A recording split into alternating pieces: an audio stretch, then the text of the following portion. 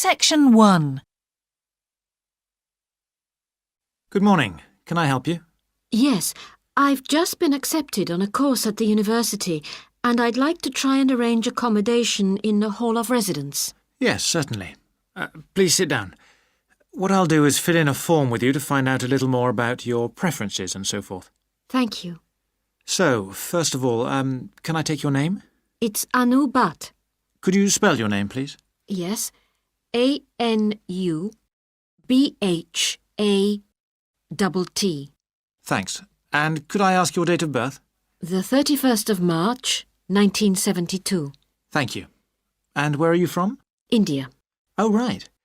And what will you be studying? I'm doing a course in nursing. Right, thank you. And how long would you want to stay in hall, do you think? Well, it'll take 3 years, but I'd only like to stay in hall for 2. I'd like to think about living outside for the 3rd year. Fine. And what did you have in mind for catering? Do you want to cook for yourself or have all your meals provided? That's full board. Is there something in between? Yes, you can just have evening meal provided, which is half board. That's what I'd prefer. Yes, a lot of students opt for that. Now, with that in mind, do you have any special diet, anything we should know about? Yes, I don't take red meat. No red meat. Now, thinking about the room itself, we have a number of options. You can have a single study bedroom or you can have a shared one. These are both what we call simple rooms. The other alternative is to opt for a single bedsit, which actually has more space and better facilities. There's about £20 a week difference between them. Well, actually my grant is quite generous and I think the bedsit sounds the best option. Lovely. I'll put you down for that and we'll see what availability is like. Now, can I ask some other personal details which we like to have on record? Yes, of course. I wonder if you could let us know what your interests are. This might help us get a closer match for placing you in a particular hall. Well, I love the theatre. Right. And I enjoy sports, particularly badminton. Ah, that's worth knowing. Now, what we finish with on the form is really a list from you of what your priorities are in choosing a hall, and we'll do our best to take these into account. Well, the first thing is I'd prefer a hall where there are other mature students, if possible. Yes, we do have halls which tend to cater for slightly older students. And I'd prefer to be out of town. That's actually very good for you because we tend to have more vacancies in out-of-town halls. Lucky. Yes. Anything else? Well, I would like somewhere with a shared area, a TV room, for example, or something like that. It's a good way to socialise. It certainly is. That's it. Now, we just need a contact telephone number for you. Oh, sure, I'll just find it. It's 667549. Great. So we'll be in contact with you as soon as possible. Section 2. Hello, I'm delighted to welcome you to our wildlife club and very pleased that you're interested in the countryside and the plants and creatures of this area. I think you'll be surprised at the variety we have here, even though we're not far from London. I'll start by telling you about some of the parks and open spaces nearby. One very pleasant place is Halland Common. This has been public land for hundreds of years, and what you'll find interesting is that the River Ouse, which flows into the sea 80 kilometres away, has its source in the common. There's an information board about the plants and animals you can see here, and, by the way, the common is accessible 24 hours a day. Then there's Holt Island, which is noted for its great range of trees. In the past, willows were grown here commercially for basket making, and this ancient craft has recently been reintroduced. The island is only open to the public from Friday to Sunday because it's quite small, and if there were people around every day, much of the wildlife would keep away. From there, it's just a short walk across the bridge to Longfield Country Park. Longfield has a modern replica of a farm from over 2,000 years ago. Children's activities are often arranged there, like bread making and face painting. The park is only open during daylight hours, so bear that in mind if you decide to go there. Longfield Park has a programme of activities throughout the year, and to give you a sample, this is what's happening in the next few days. On Monday, you can learn about herbs and how they've been used over the centuries. You'll start with a tour of our herb garden, practice the technique of using them as colour dyes for cloth, and listen to an illustrated talk about their use in cooking and medicine. Then on Wednesday, you can join local experts to discover the variety of insects and birds that appear in the evening. We keep to a small number of people in the group, so if you want to go, you'll need to phone the park ranger a few days ahead. There's a small charge which you should pay when you turn up. I'm sure you're all keen to help with the practical task of looking after the park, so on Saturday you can join a working party. You'll have a choice of all sorts of activities, from planting hedges to picking up litter, so you'll be able to change from one to another when you feel like it. The rangers will be hard at work all day, but do come and join in, even for just a short while. One thing, though, is to make sure you're wearing something that you don't mind getting dirty or torn. And finally, I'd like to tell you about our new wildlife area, Hinchingbrook Park, which will be opened to the public next month. This slide doesn't really indicate how big it is, but anyway, you can see the 2 gates into the park and the main paths. As you can see, there's a lake in the northwest of the park with a bird hide to the west of it at the end of a path, so it'll be a nice, quiet place for watching the birds on the lake. Fairly close to where refreshments are available, there's a dog walking area in the southern part of the park, leading off from the path. And if you just want to sit and relax, you can go to the flower garden. That's the circular area on the map, surrounded by paths. And finally, there's a wooded area in the western section of the park, between 2 paths. OK, that's enough from me, so let's get on and have a look. Section 3. Hi, Yun. As you know, I've asked you here today to discuss the future of our Self-Access Centre. We have to decide what we want to do about this very important resource for our English language students.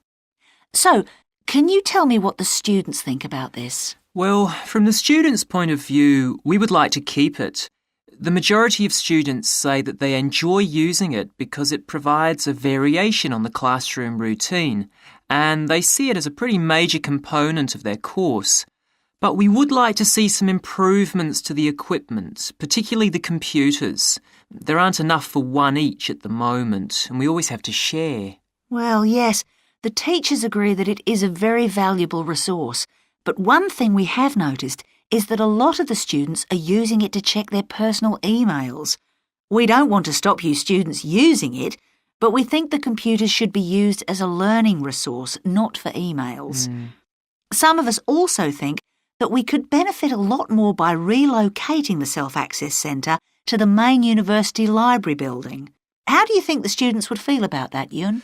Well, the library is big enough to incorporate the Self-Access Centre, but it wouldn't be like a class activity anymore. Our main worry would be not being able to go to a teacher for advice. I'm sure there would be plenty of things to do, but we really need teachers to help us choose the best activities. Well, there would still be a teacher present and he or she would guide the activities of the students. We wouldn't just leave them to get on with it. Yes, but I think the students would be much happier keeping the existing setup. They really like going to the Self-Access Centre with their teacher and staying together as a group to do activities. If we could just improve the resources and facilities, I think it would be fine. Is the cost going to be a problem? It's not so much the expense that I'm worried about, and we've certainly got room to do it, but it's the problem of timetabling a teacher to be in there outside class hours. If we're going to spend a lot of money on equipment and resources, we really need to make sure that everything is looked after properly. Anyway, let's make some notes to see just what needs doing to improve the centre. Now, what about the computers? I think it might be a good idea to install some new models. They would take up a lot less room, and so that would increase the workspace for textbooks and so on. That would be great. It is a bit cramped in there at times. What about other resources? Do you have a list of things that the students would like to see improved? Yes, one of the comments that students frequently make is that they find it difficult to find materials that are appropriate for their level, especially reading resources. So I think we need to label them more clearly. Well, that's easy enough. We can get that organised very quickly. In fact, I think we should review all of the study resources as some of them are looking a bit out of date. Definitely.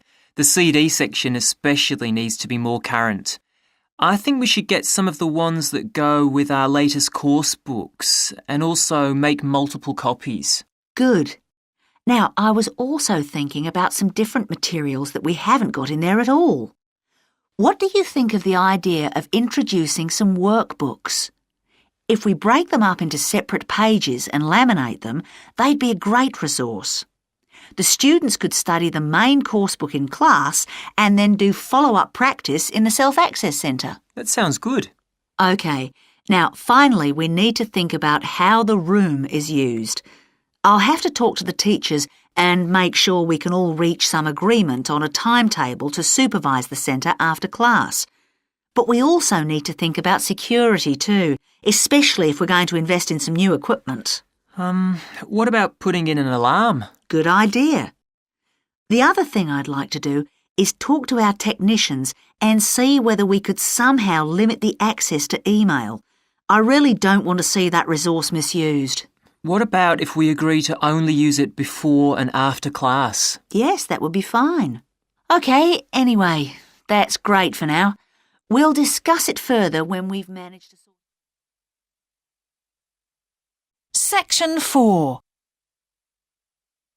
Good morning, everyone. Now, whether you're going to university to study business or some other subject, many of you will eventually end up working for a company of some kind. Now, when you first start working somewhere, you will realize that the organization you've joined has certain characteristics. And we often refer to these social characteristics as the culture of the organization. This includes its unwritten ideas, beliefs, values, and things like that. One well-known writer has classified company cultures by identifying 4 major types. The first type is called the power culture, and it's usually found in small organizations. It's the type of culture that needs a central source of power to be effective. And because control is in the hands of just 1 or 2 people, there aren't many rules or procedures. Another characteristic is that communication usually takes the form of conversations rather than, say, formal meetings or written memos. Now, one of the benefits of this culture is that the organization has the ability to act quickly, so it responds well to threat or danger on the one hand, and opportunity on the other. But on the negative side, this type of organization doesn't always act effectively, because it depends too much on 1 or 2 people at the top, and when these people make poor decisions, there's no one else who can influence them. And the kind of person who does well in this type of business culture is one who is happy to take risks, and for whom job security is a low priority. The next type is known as role culture. That's R-O-L-E, not R-O-L-L, by the way. And this type is usually found in large companies, which have lots of different levels in them. These organizations usually have separate departments that specialize in things like finance or sales or maintenance or whatever. Each one is coordinated at the top by a small group of senior managers. And typically, everyone's job is controlled by sets of rules and procedures. For example, there are specific job descriptions, rules for discipline, and so on. What are the benefits of this kind of culture? Well, firstly, because it's found in large organizations, its fixed costs, or overheads as they're known, are low in relation to its output or what it produces. In other words, it can achieve economies of scale. And secondly, it is particularly successful in business markets where technical expertise is important. On the other hand, this culture is often very slow to recognize the need for change, and even slower to react. What kind of person does this type of culture suit? Well, it suits employees who value security and who don't particularly want to have responsibility.